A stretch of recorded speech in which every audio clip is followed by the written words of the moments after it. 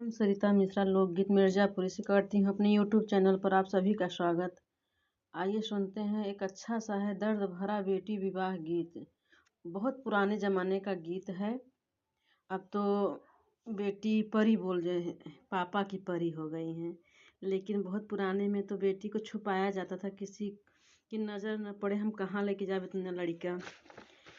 तो आइए सुनते हैं। बेटी जे बैठे बढ़िया के ठाढ़ी, अरे बेटी जे बैठे बढ़िया के ठाढ़ी, अरे बाबा का पड़ल निगाह, अरे ललनवा, अरे बाबा का पड़ल निगाह, अरे ललनवा। दुआरे से उठले पियावा पंडितवा, अरे दुआरे से उठले पियावा पंडितवा, अरे धनिया से करले सवाल रे ललनवा, अरे धनिया से करले सवाल रे ललनवा। धनिया से धनिया तू हई मोरी धनिया, अरे धनिया से धनिया तू हई मोरी धनिया, अरे तू ही नगना चनी रे ललनवा, अरे तू ही तहु नगना चनी रे ललनवा। कोखिया का जनम ले बेटी कमनी देबे, कोखिया से जनम ले बेटी कमनी देई, काहे बेटी दिहलु छुपाई रे ललनवा, अरे काहे बेटी दिहलु छुपाई रे ललनवा। दुआरे से उठले बाबा कवने राम, दुआरे से उठले बाबा कवने राम, माया से करले सवाल रे ललनवा, अरे माया से करले सवाल रे ललनवा। कहत हम कहाँ मुँह दिखाई, बिटिया हो गई तो अब तो पापा का परी हैं। धन के करे तेवैया लगी जाई रे ललनवा, अरे के होई हमारे बरोबर रे ललनवा। एतनी बचन जब सुनली माई कवनी देई, एतनी बचन जब सुनली कवनी देई, अरे पियावा से करली सलाह रे ललनवा, अरे पियावा से करली सलाह रे ललनवा।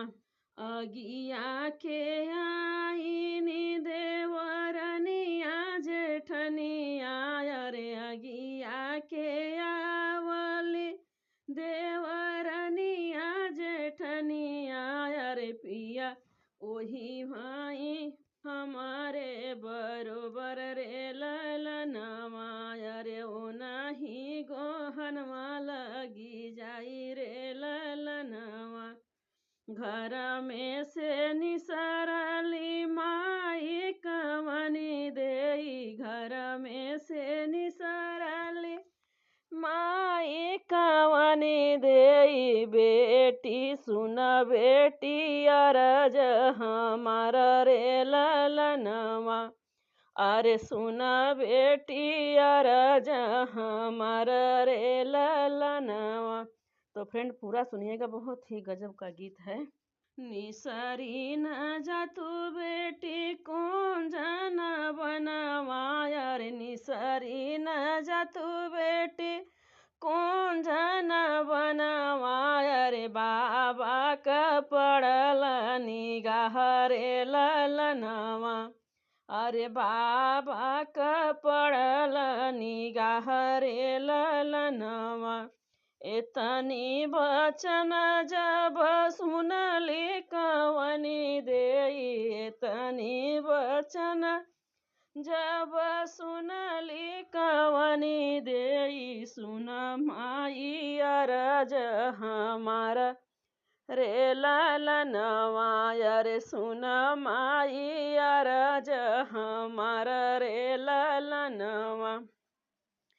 के करे गोहनवा लगी जाई मोरी माया, रे के करे गोहनवा लगी जाई मोरी माया, रे बाबा नजर पड़ी जाई रे ललनवा, अरे बाबा नजर पड़ी जाई रे ललनवा।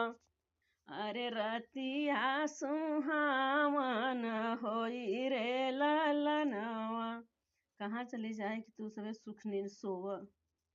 घोड़ावा के ऊपरा दुल्हे दुलेरुआ, रे घोड़ावा के ऊपरा दुल्हे कवने राम, डंडिया के भीतरा बेटी कवनी देई रे ललनवा, रे डंडिया के भीतर बेटी कवनी देई रे ललनवा। स्वामी असुआ से भरली आखिर, स्वामी आंसुआ से भरल मोर आँख, डगरिया न सुझै रे ललनवा। एतनी बचन जब सुन हे दुलेरुआ, रे एतनी बचन जब सुने कवने राम, पूछै लागे दुलहिना देई से बात रे ललनवा, अरे पूछले दुलहिना देई से बात रे ललनवा।